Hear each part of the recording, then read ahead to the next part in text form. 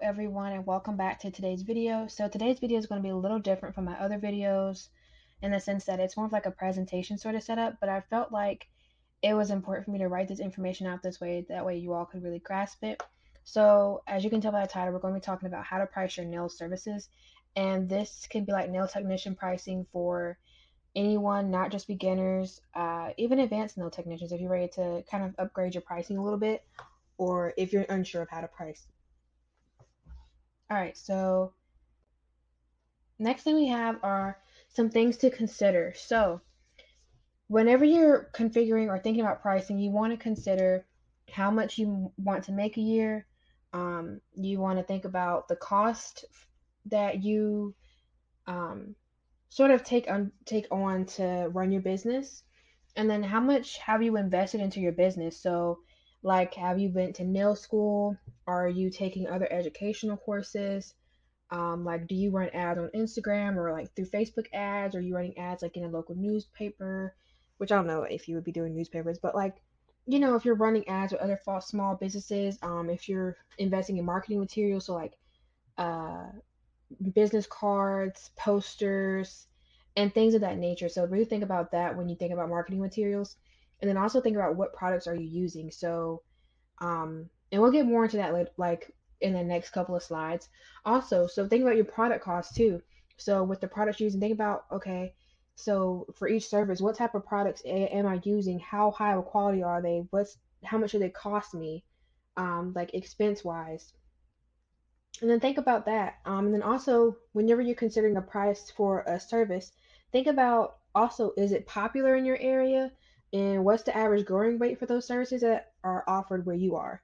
Because just because someone, elsewhere could charge uh, $80 for a service, maybe you don't have the option to do that because that's just way out of the demographic and you're never going to get clients that way, right?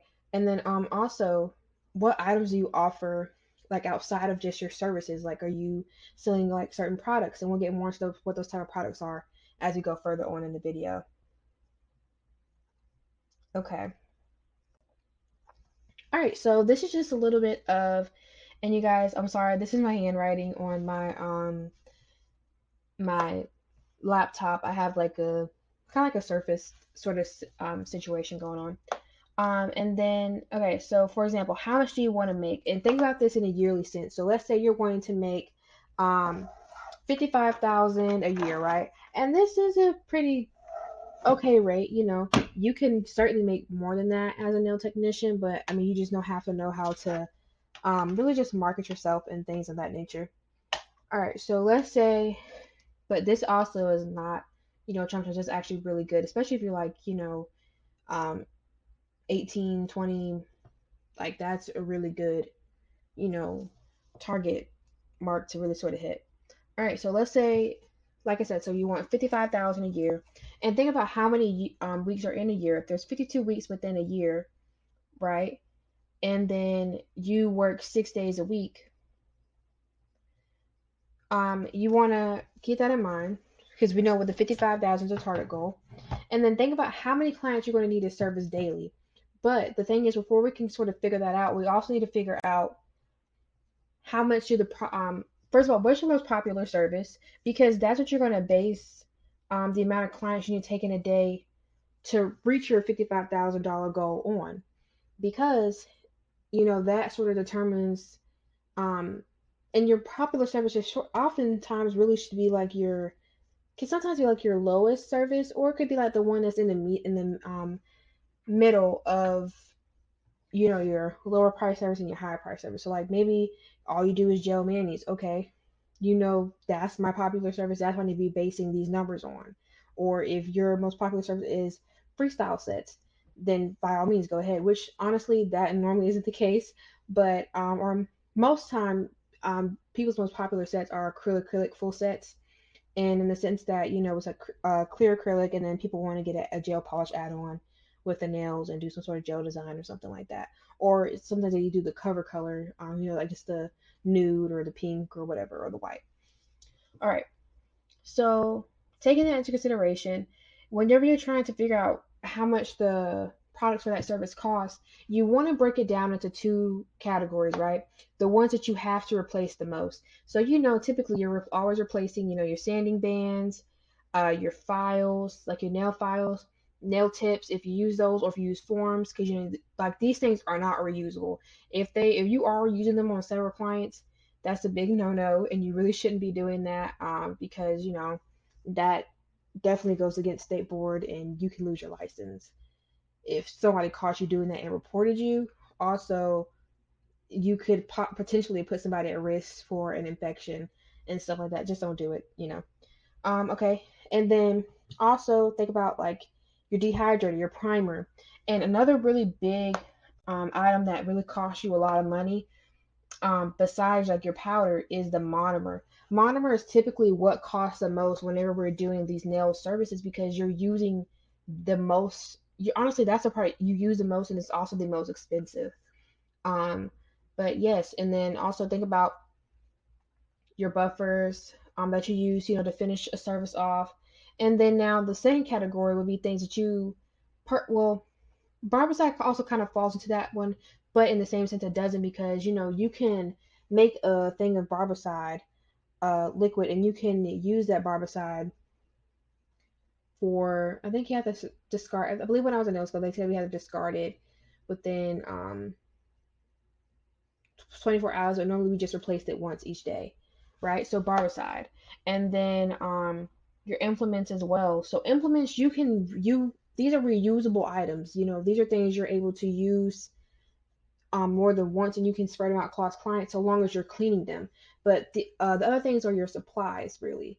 I mean, monitor you can use also, but again, I put it there because you purchase it a lot because you're using it for every acrylic service that you do, right? So let's say for your product cost for your service is $10, for example, right? And then you're considering the going rate for that clear acrylic full set in your area. Let's say the starting rate for short nails, no polish, is $30, right? That's just the basics. And let's say that's all somebody's coming just getting that. Maybe they get like a gel polish add-on, and your gel polish add-on is like $10. That's typically the rate for gel polish, is an additional $10. And so that puts it up to about $40. So already where you're at right now, just based upon your product cost, you're about, if it's $40, you're at about, also make sure you keep in mind like your profit, which is what I'm trying to tell you, is that with the $10 subtracted from that 40, you're already about $30 of profit for yourself. Okay. But also, whenever you are comparing the prices to other salons, make sure you're looking at salons that do the same quality of work. Don't look at the chop shops, because of course they're going to charge super low. But if you're looking at salons that consider themselves to be like of a high quality, like a luxury salon, if you're providing luxury services, then you're going to go with the prices of that salon over the chop shops, because they're not doing the same amount of work or putting in all that effort that you are. And you don't want to lowball yourself, especially if you're putting in a whole lot of effort and all that stuff, which you should be anyway in the nail industry. Okay, and next, what does it cost you monthly to run your business? So consider this too as well. And really, whenever you're getting started, you really should consider like your product and your monthly cost before you even open your business, because oftentimes people don't do this. They oftentimes run into snags, or they're seeing like, oh, my business isn't making any profit, or I'm failing, or I'm losing money. And if you really think about this before you even get started, it'll be a whole lot easier and you'll have a smoother run. But anyway, you want to think about your booth rent, your rental costs. You also want to think about any booking appointment apps, not appointments, booking apps you pay for. So like say if you use Square and you use a paid version of it, or if you use I think it's Acuity scheduling. Those are the two most popular ones I see a lot of people use. Or maybe you have an actual booking site that you pay for. So that'd be something like that. Or you have like other business related costs. So like for example, if you have a business telephone, or it could be mobile, or like an actual like um, line, or you maybe have like card services. So like this would be like, for example, if you were Square, they have like the terminals you can use, and I think you have to pay for that. You can buy the equipment up front and then you don't pay for it anymore, or I think you can pay for it over a couple of months or something like that. And then you also have like your marketing materials. So, for example, this again would be the business cards, the posters, the ads, any of that stuff you're running. That is your marketing materials. Maybe you have an ad on Google or, stuff like that. Keep that in mind. Those are all things you want to consider because this is the things that help keep your business afloat. Another thing would be like the amenities. So, do you offer wine to your clients? You offer drinks, snacks, free Wi Fi, cable? Figure that in. Don't just let that become out of your profit. Although in a sense, you want things to be free, but you also want them to kind of also be paying for it in their service because it shouldn't just become all out of your pocket. You need to make sure you're making profit. And that's really the biggest thing about whenever you're trying to price your services. Also, making sure you're still in the same range as the people around you because you don't want to be like over like charging a like an astronomical amount because I promise you, you'll never get any clients. I know people tell you all the time on Instagram, oh, some people pay for your services and blah blah blah blah blah. But my thing is, here's how I think about this as well. Don't lowball yourself, but also, don't lowball yourself. Charge your worth. But at the same time, think about it this way: Do I want to have, you know, do I want to charge $60 for this short clear acrylic set, and just for the clear acrylic, no polish, and only get maybe 5 clients, or would I prefer to do um 8 or 10 clients at $40? Because if you do 60 times 5, that's about $300, right? But if you do 40 times, 10, that's a $100 difference. And if you're doing a really good job, and if it's just short and you're not using that much product for short sets anyway, that's perfectly fine. But make sure, as you go up in length and stuff, you're charging appropriately because, the longer the nail, the more product you have to use for that nail. Like, the longer the nail, the thicker your apex needs to be, the thicker the nail needs to be, therefore the more product. So think about it that way, but just don't charge so much to the point that you're not making any money. Like there's a lot of nail techs who I know even in my area who, you know, they essentially a lot of times they get out of the nail service part of the industry and they go on into like the like selling products and stuff like that because like the reality is people are not going to pay, they're going to pay an amount, but they're not going to pay it so much. It's the same thing with certain things in here. Like some people, like I saw a whole thread about the knotless braids where people were saying the most they would pay is $200. The girl want to charge $500, right? There's plenty of stylists getting booked up for $180, $200 for the knotless braids. So don't be so money hungry that you get greedy and then you lose out on clientele and then you're like, I literally have no one booking me. I wonder why. Because it either is your prices are unreasonable or you are maybe you need to work on your skill a little bit more, right? All right, so moving on. So also, what investments have you made? So think about this. So this could be like expensive things that aren't necessary starting out or they're upgrades. So like for example, you may not really have even thought about buying a dust collector when you first started out. You're trying to practice, get the basics down, right? But let's say maybe you upgrade your product. So instead of using Mia Secret, you go move on to Young Nails or you Valentino or these other really expensive brands. It doesn't mean that anything's wrong with Mia Secret, but maybe you find you have a better um you have like a better I guess your product lasts longer, so your product doesn't break down as quickly as it did when you're using me a secret, right? So maybe you're upgrading your products. So this, like I said, this could be a dust collector, like a gel lamp. So I have had 2 gel lamps from Amazon, and I still have them, and they both still work perfectly fine. There's nothing wrong with them, but I genuinely just want to upgrade my things I use every day because it made my service easier and it helped me to create better quality service. Because, for example, my drill, um, I was using the Melody Sushi drill before and it worked well, but the vibration I can tell like from using the Kiara Sky versus the Melody Susie drill, like the vibration, like I don't feel any vibration with my new drill versus when I use my Melody Susie. I do feel vibration. Like I feel a difference in the quality of it, and I feel like my customers do too. And so I even had someone like, "Oh wow, like, I don't feel any vibration on that. Like it feels really nice." because when they go to other salons, that could be something that very well could keep that client for you. Okay, for example, new salon furniture, right? Maybe you have had chairs in the past, they weren't that comfortable, and your client comes down like, oh wow, this feels so nice and luxurious. Or people notice a really nice decorated salon or suite or something like that. They're like, oh wow, this is like really luxury. They're gonna love coming there because they're gonna love the atmosphere, the vibe that you create, right?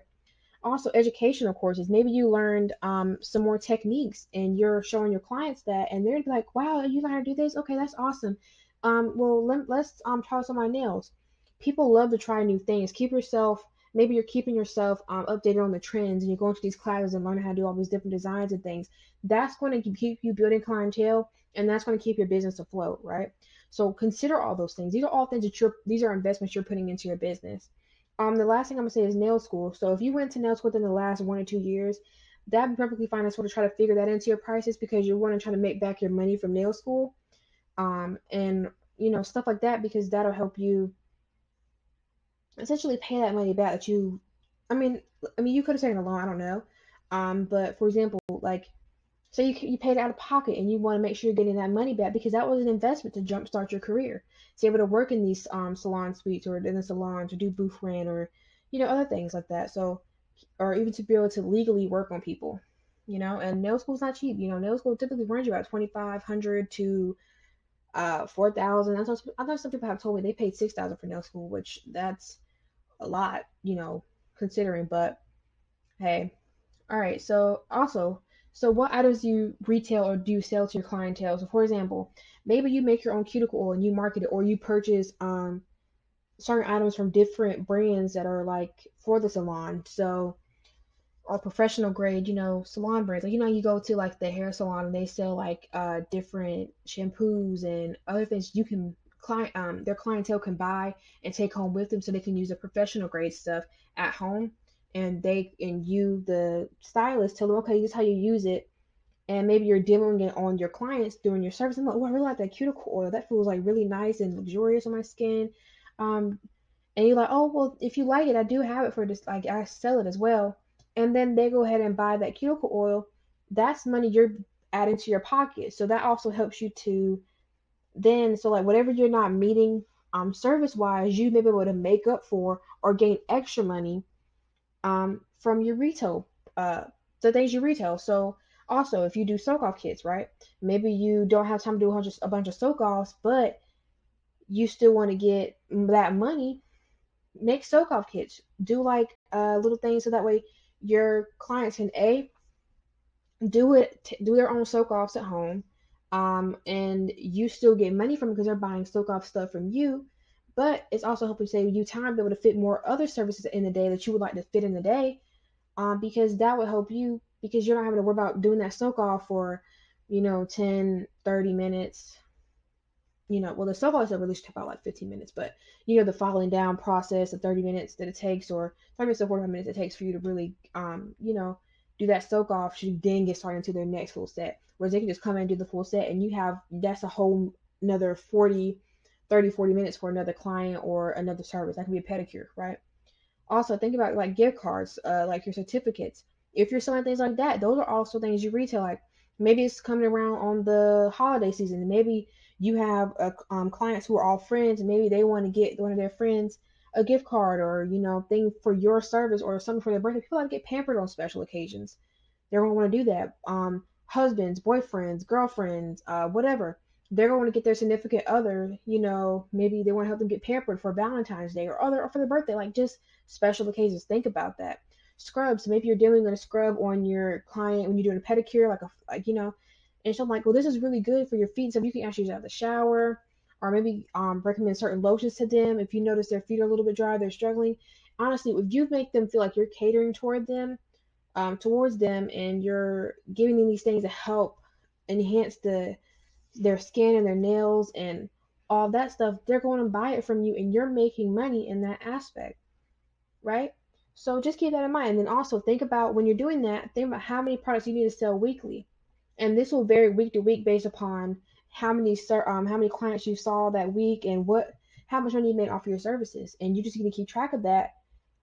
And if you see your retail items are doing really good, upsell them, like keep, pushing them on clients a little bit, to help get you that extra money. So honestly, you guys, that's all I really had for that. If you guys want to know what my pricing looks like, you can definitely head over to my Instagram, and then look at my booking site, or you could also look on my, I think I have a highlight for my prices, but I could be wrong. But yeah, so you can definitely check that stuff out. But okay, so let's go ahead and finish off the total. So I'm gonna go back here to the this page here, right? So we determined that if it's $40, they get the gel for a short full set with a clear acrylic and the gel color, right? $40. So let's say that's the only thing you do all day, every day, 6 days a week, right? And also think about you can think about as well what your hours are and then how much you're working that day and all that stuff. But let's just go ahead and do it. So we're gonna do 55,000, and then you want to divide that by 52.